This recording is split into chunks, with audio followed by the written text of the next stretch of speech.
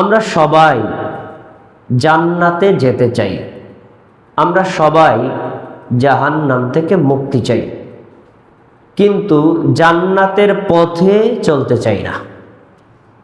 জাহান্নামী পথ থেকে আমরা সরে আসতে চাই না। এইটা হলো আমাদের দোষ। আপনি মুখে শুধু বলবেন আমি জান্নাতে যেতে চাই, কিন্তু জান্নাতের পথে চলবেন না, আপনি কখনোই জান্নাতে যেতে পারবেন না। আপনি মুখে বলবেন আমি জাহান্নাম থেকে মুক্তি চাই, কিন্তু জাহান্নামী ওই পথের পথিক আপনি থাকবেন, তাহলে আপনি মুক্তিও পাবেন না। আজকের এই যে খুতবা, সেটা হলো ফিরকাতুন নাজিয়া। ফিরকা শব্দের অর্থ হলো দল, নাজিয়া শব্দের অর্থ হলো মুক্তিপ্রাপ্ত।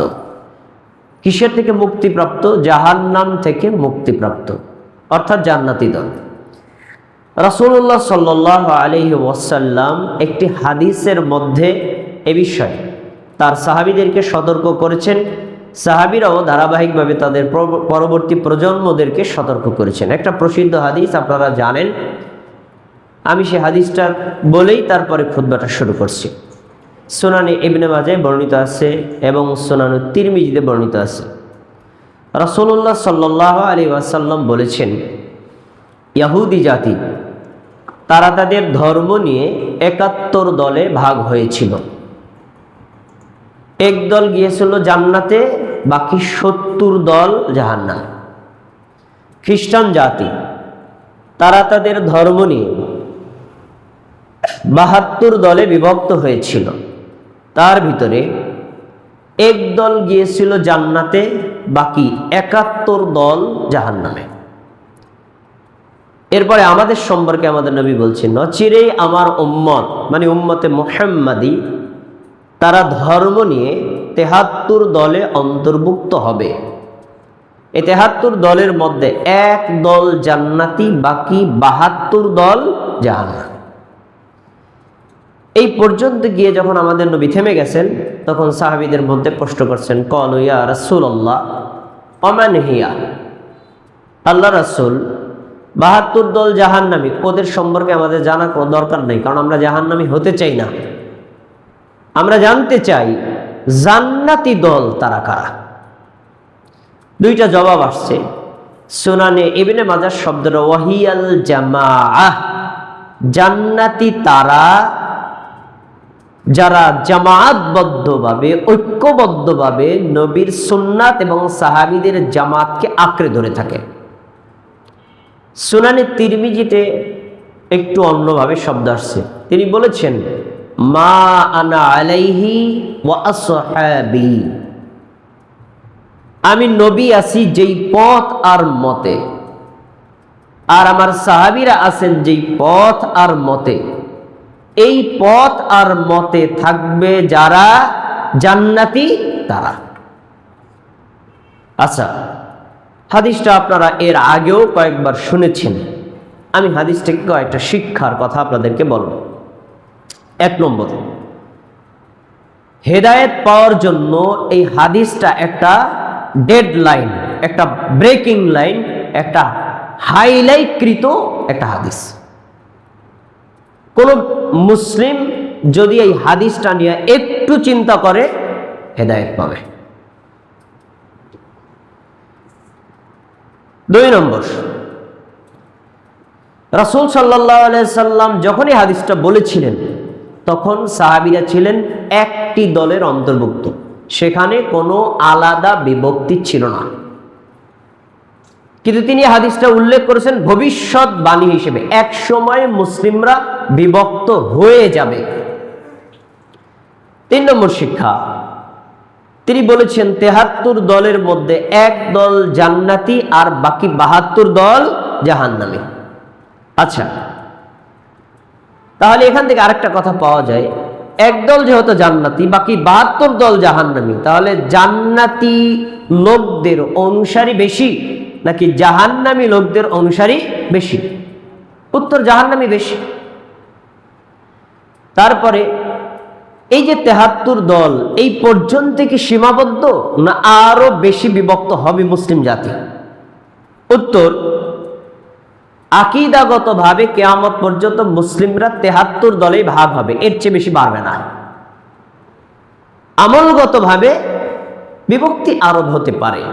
আসলে এই হাদিস দ্বারা উদ্দেশ্য হলো আকীদাগত বিভক্তি। আচ্ছা, এরপরে ইখতিলাফ বনাম ইফতিরাক।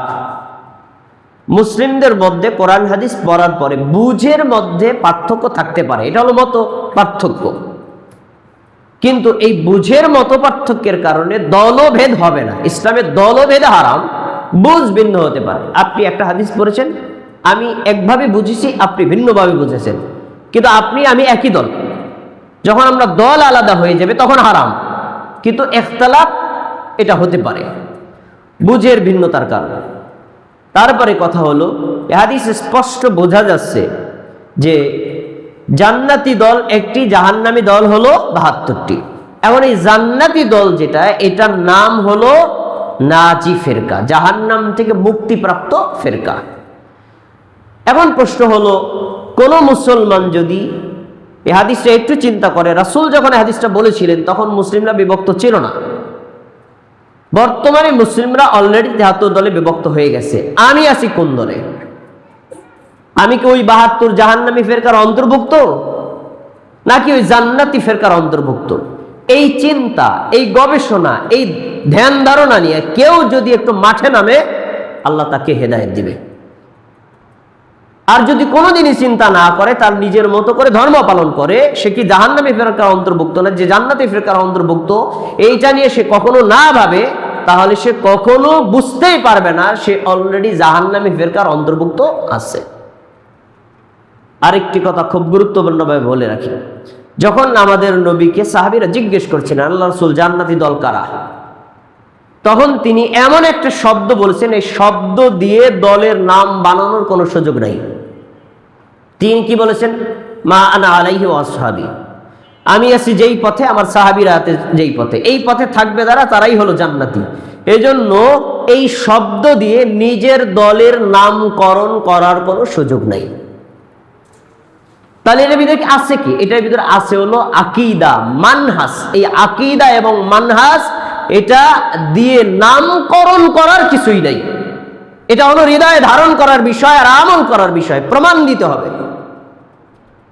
আপনার আকীদা যদি রাসূলের আকীদার সাথে মিল হয়, আপনার পথ আর মত যদি রাসূলের পথ আর মতের সাথে মিলে, আপনার আকীদা মানহাজ যদি সাহাবীদের মানহাজ অনুযায়ী হয়, আপনার আমল যদি সাহাবীদের আমল অনুযায়ী হয়, তাহলে অলরেডি আপনি জান্নাতি দলের অন্তর্ভুক্ত আছেন। আর আপনার আকীদা মানহাজ যদি রাসূল এবং সাহাবীদের চাইতে অন্যভাবে হয়, তাহলে আপনি অলরেডি জাহান্নামী ফেরকার অন্তর্ভুক্ত আছেন। তাই আপনাকে এইটা দেখে মিন করতে হবে যে আপনি যে পথ আর মত মানছেন, এটাকে রাসূল এবং সাহাবীদের দেওয়া কিনা। রাসূল এবং সাহাবীদের দেওয়ার বাইরে যদি হয়, তাহলে বুঝতে হবে আপনি জাহান্নামী ফেরকার অন্তর্ভুক্ত, জান্নাতি থেকে মুক্ত। ভাইরা আমার, এই হাদিসটা থেকে আমরা যেটা বুঝতে পারলাম, আমাদেরকে হতে হবে রাসূলের সুন্নাতের অনুসারী, সাহাবীদের জামাতের অনুসারী। এই দলটা কারা, কিয়ামত পর্যন্ত থাকবে, এই হাদিসের ব্যাখ্যায় মুহাদ্দিসরা যে মতামত দিয়েছেন, আমি কয়েকটা মত আপনাকে শোনাচ্ছি। 4 মাযহাবের এক মাযহাবের ইমাম আহমদ বিন হাম্বল রাহিমাহুল্লাহ, তিনি বলেছেন, ইল্লাম ইয়াকুনু আসহাবুল হাদিস ফালা আদরি মান হুম।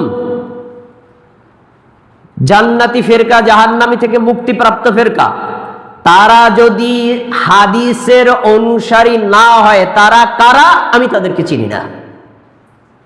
তাহলে 4 মাযহাবের এক মাযহাবের ইমাম আহমদ বিন হাম্বলের মতে তারা হলো হাদিসের অনুসারী। এরপরে ইমাম শাফি রাহিমাহুল্লাহ, 4 মাযহাবের এক মাযহাবের ইমাম, তিনি বলছেন, ইযা রাআইতু সাহিবাল হাদিস ফাকাআন্নী রাআইতু আহাদাম মিন আসহাবি রাসূলিল্লাহি সাল্লাল্লাহু আলাইহি ওয়াসাল্লাম হাইয়া। আমি যদি রাসূলের কোন আসহাবুল হাদিস মানে হাদিসের অনুসারীকে দেখি, আমার কাছে মনে হয় রাসূলের একজন জীবন্ত সাহাবীকে দেখতে পেলাম। সুবহানাল্লাহ। কেন? এই আসহাবুল হাদিস, হাদিসের অনুসারীকে দেখলে মনে হয় উনি রাসূলের সাহাবীদের হুবহু কপি, তার অনুসারী। তার ইমাম শাফি রাহিমাহুল্লাহর মতে তারা হলো হাদিসের অনুসারী।